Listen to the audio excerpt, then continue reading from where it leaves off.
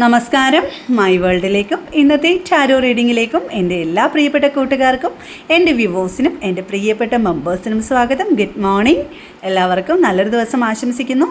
ഇന്ന് ഞാൻ നോക്കുന്നത് നിങ്ങളുടെ വ്യക്തിയുടെ കറണ്ട് സിറ്റുവേഷനാണ്.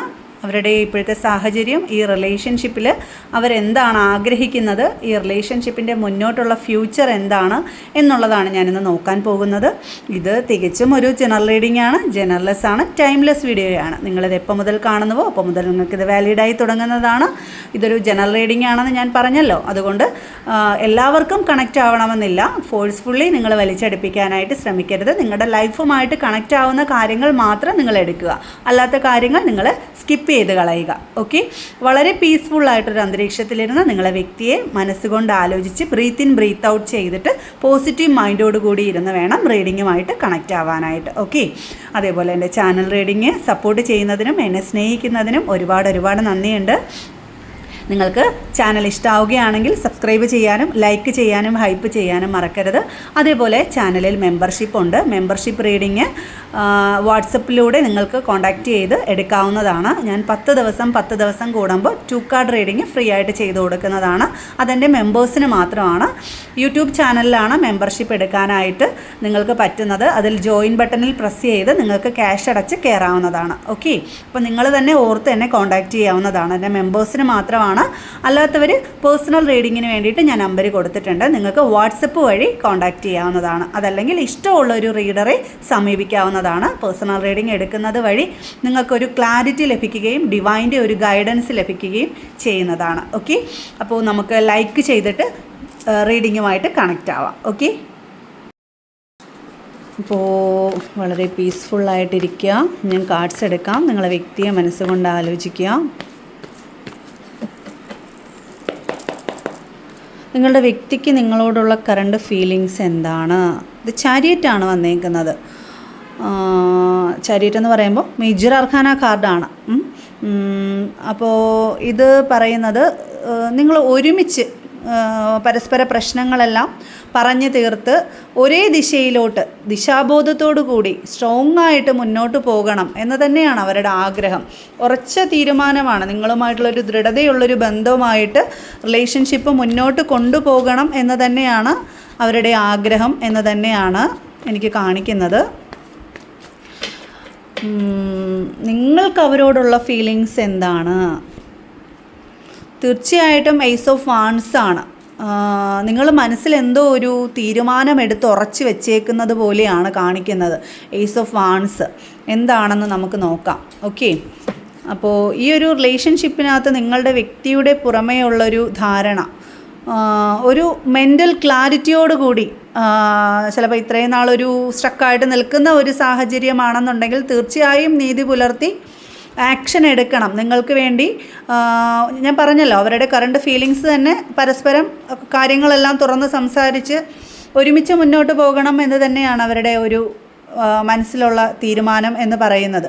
അതുകൊണ്ട് തന്നെ പുറമേ അവർ ആക്ഷൻ എടുക്കും. ഈ ഒരു റിലേഷൻഷിപ്പിന് വേണ്ടിയിട്ട് തീർച്ചയായിട്ടും അവർ ആക്ഷൻ എടുത്ത് നിങ്ങളോട് മുന്നോട്ട് വരും എന്ന് തന്നെയാണ്. ആഴത്തിൽ ചിന്തിക്കുകയാണെന്നുണ്ടെങ്കിൽ കിങ് ഓഫ് സോഴ്സ് ആണ്. പിന്നെയും എനിക്ക് സോഴ്സിൻ്റെ എനർജിയാണ്.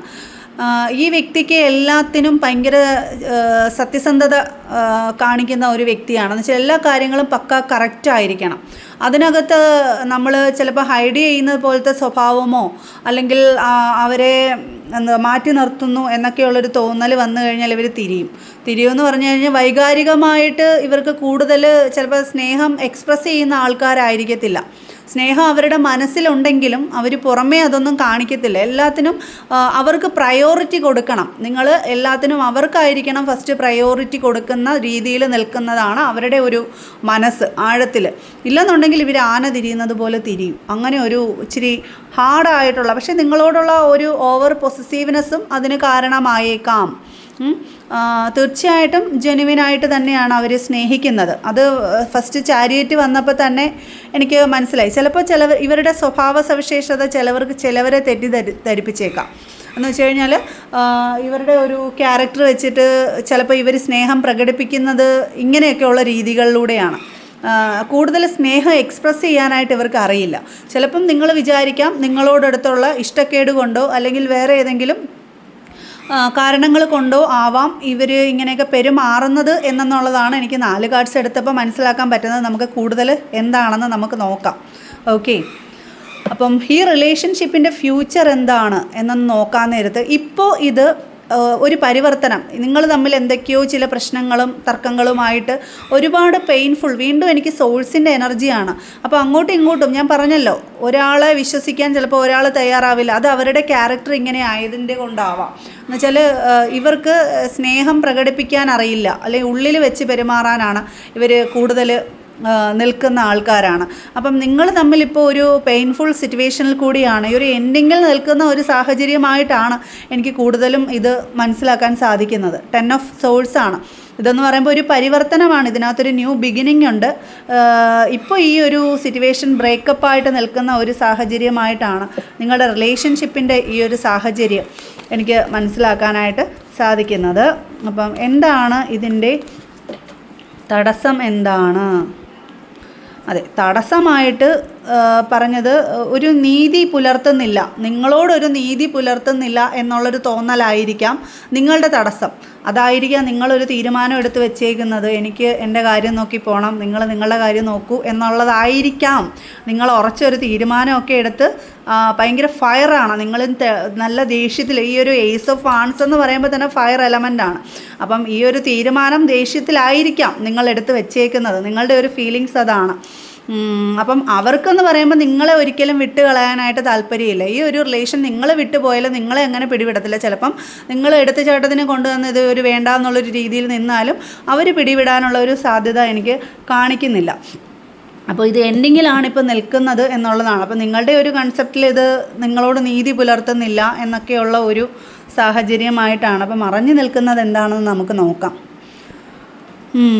9 ഓഫ് സോൾസിൻ്റെ ഒരു എനർജിയാണ്.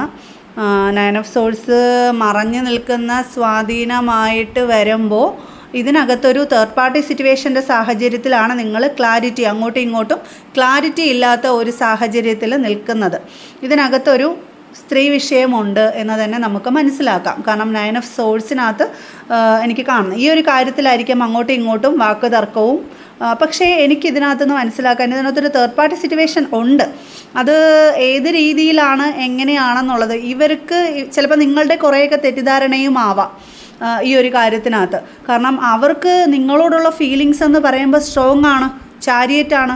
നിങ്ങൾക്ക് വേണ്ടി അവർ നിങ്ങളെ വിട്ടുകളയാനായിട്ട് നിങ്ങളുടെ വ്യക്തി തയ്യാറല്ല, നിങ്ങൾക്ക് വേണ്ടി ആക്ഷൻ എടുക്കാനായിട്ട് അവർ നിൽക്കുന്നു.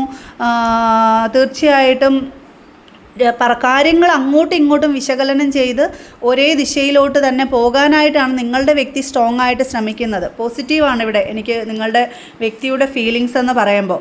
കുറേയൊക്കെ ചിലപ്പം നിങ്ങളുടെ തെറ്റിദ്ധാരണയും ആകാം, അങ്ങനെയുള്ള ചിലവരുടെ ഒരു എനർജിയാണ് എനിക്കിവിടെ ഫീൽ ചെയ്യുന്നത്. എന്നാലും അതിനകത്ത് ഇപ്പോൾ എല്ലാവരും വിഷമിക്കുന്നുണ്ട് ഈ ഒരു കാര്യത്തിനകത്ത്. ഇപ്പം ഇതിൻ്റെ ഇടയ്ക്ക് നിൽക്കുന്നവരും വിഷമിക്കുന്നുണ്ട്, അവരും വിഷമിക്കുന്നുണ്ട്, നിങ്ങളും വിഷമിക്കുന്നുണ്ട്. മൊത്തത്തിലെല്ലാം ഒരു ബ്രേക്കപ്പായിട്ട് നിൽക്കുന്ന ഒരു സാഹചര്യമായിട്ടാണ് എനിക്ക് കാണുന്നത്.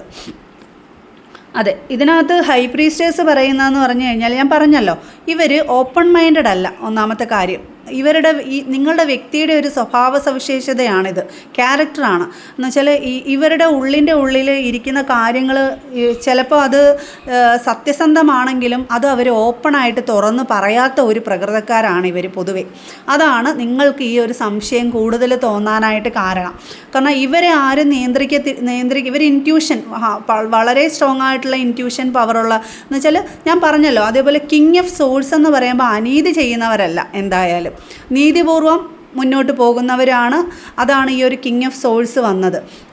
അത് ഞാൻ പറഞ്ഞല്ലോ, ഇവരുടെ ഉള്ളിൽ ഇവർ വൈകാരികമായിട്ട് സ്നേഹത്തെ അങ്ങ് പ്രകടിപ്പിച്ച് മരം ചുറ്റി പ്രേമിക്കുന്ന ഒരു വ്യക്തിയല്ല. അപ്പം അവരുടെ ഉള്ളിൽ അവർക്ക് അറിയാം ഒരു കാര്യം, അവർ തീരുമാനിക്കും ഇന്നതുപോലെ കാര്യങ്ങൾ പോകൂ, അതുപോലെ കൊണ്ടുപോകുന്നവരാണ് ഇവർ. അതിന് എന്ത് ഭൂകമ്പം വന്നാലും ഒരു വിട്ടുവീഴ്ച ഉണ്ടാവാത്ത ചില ക്യാരക്ടർ, വളരെ ഹാർഡായിട്ടുള്ള സ്വഭാവ സവിശേഷതയുള്ള ചില ക്യാരക്ടറാണ്. പക്ഷെ അവരുടെ ഉള്ളിൽ പ്രയോറിറ്റി നിങ്ങൾക്ക് തന്നെയാണെന്ന് എനിക്ക് ഉറപ്പിച്ച് പറയാൻ കഴിയും. പിന്നെന്ന് പറഞ്ഞാൽ ഇവരുടെ ഒരു അവബോധം അനുസരിച്ച് പെരുമാറുന്ന ഒരു വ്യക്തിയാണ് ഇവർ. ഇതിൻ്റെ ഇടയ്ക്ക് ഇനി ആര് പറഞ്ഞാലും ഇവർ അനുസരിക്കുകയില്ല. അതേപോലെ ഇൻറ്റ്യൂഷന് പോലെ അതുപോലെ രഹസ്യങ്ങളുടെ ഒരു ഇങ്ങനെ മനസ്സിനകത്തുണ്ട്.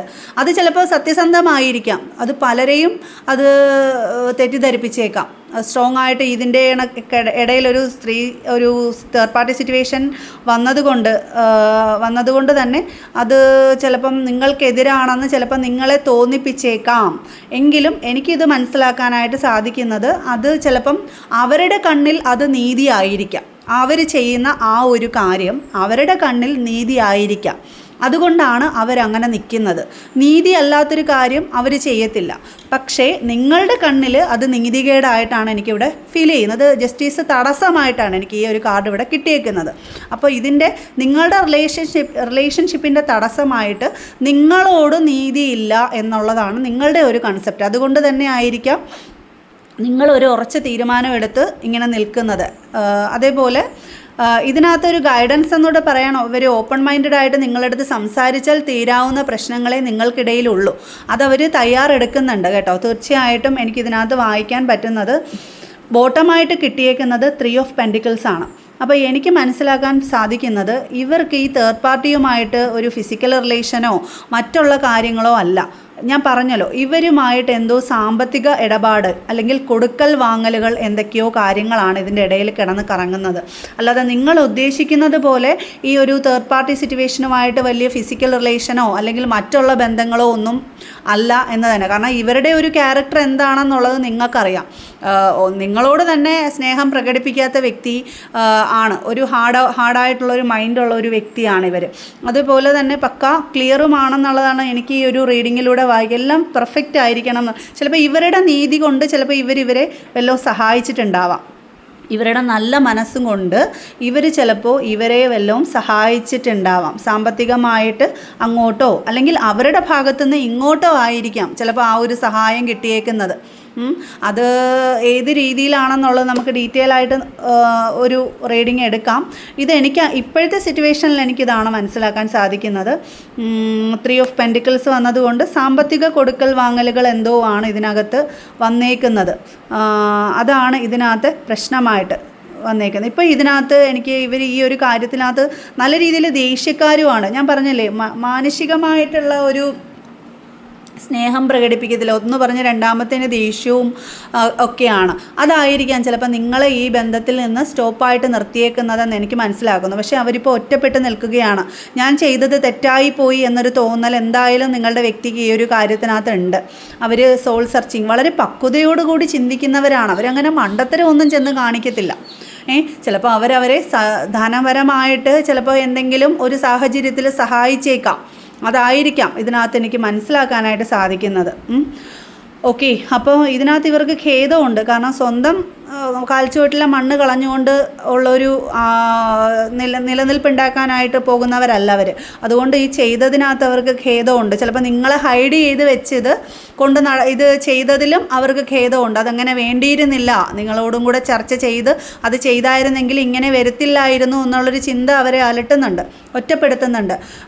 ഈ നിങ്ങളുടെ ഒരു നിലപാട് എനിക്ക് ഏസ് ഓഫ് വാൻസിനകത്തുനിന്ന് മനസ്സിലായി. കാരണം നിങ്ങൾ ഇത് വേണ്ടാന്നുള്ളൊരു രീതിയിൽ നിലനിൽപ്പുമായിട്ട് നിങ്ങളുടെ കാര്യം നോക്കി പോകാൻ നിൽക്കുന്ന ഒരു സാഹചര്യമായിട്ട് നിങ്ങൾ ചിലപ്പോൾ എടുത്തുചാട്ടക്കാരായിരിക്കാം. നിങ്ങൾ എനിക്കൊന്ന് ഏസ് ഓഫ് വാൻസ് പറയുമ്പോൾ ഫയർ എലമെൻറ്റ് ദേഷ്യം കൂടുതലാണ് നിങ്ങൾ എന്നെനിക്ക് മനസ്സിലാക്കുന്നു. അപ്പം എടുത്തു ചാടിയുള്ളൊരു തീരുമാനമെടുത്ത് ചിലപ്പോൾ നിങ്ങൾ നിൽക്കുമായിരിക്കാം. അവർ ചിലപ്പോൾ നിങ്ങളോട് വന്ന് കാര്യങ്ങൾ പറഞ്ഞ് ചിലപ്പോൾ ഒരു ഫോൺ കോളിലൂടെയോ അല്ലെങ്കിൽ നേരിട്ടോ വന്ന് നിങ്ങൾക്കൊരു ക്ലാരിറ്റി അവർ തരും. അത് എനിക്ക് മനസ്സിലാക്കുന്നത് ഏസ് ഓഫ് സോൾസും ചാരിയറ്റും ഇവിടെ വന്നിരിക്കുന്നത് കൊണ്ട് തീർച്ചയായിട്ടും നിങ്ങളുമായിട്ട് ആ ഒരു കാര്യങ്ങൾ വിശകലനം ചെയ്ത് മുന്നോട്ട് മെൻ്റൽ ക്ലാരിറ്റിയോടെ മുന്നോട്ട് പോകാനായിട്ട് അവർ ആക്ഷൻ എടുത്ത് നിൽക്കുകയാണ്. ഒരുപക്ഷെ അവർ നിങ്ങളോട് വന്ന് സംസാരിക്കുമായിരിക്കാം എന്ന് തന്നെയാണ് എനിക്കിവിടെ ഇന്നത്തെ ഒരു റീഡിങ്ങിൽ എനിക്ക് മനസ്സിലാക്കാനായിട്ട് സാധിക്കുന്നത്.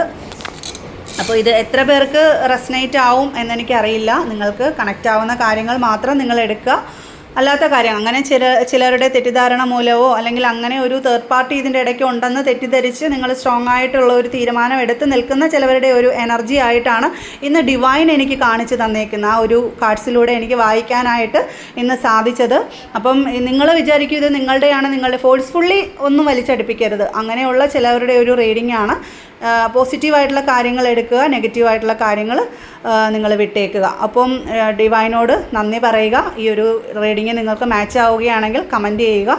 അപ്പം മറ്റൊരു റീഡിങ്ങുമായിട്ട് നമുക്ക് നാളെ കാണാം. Thank you.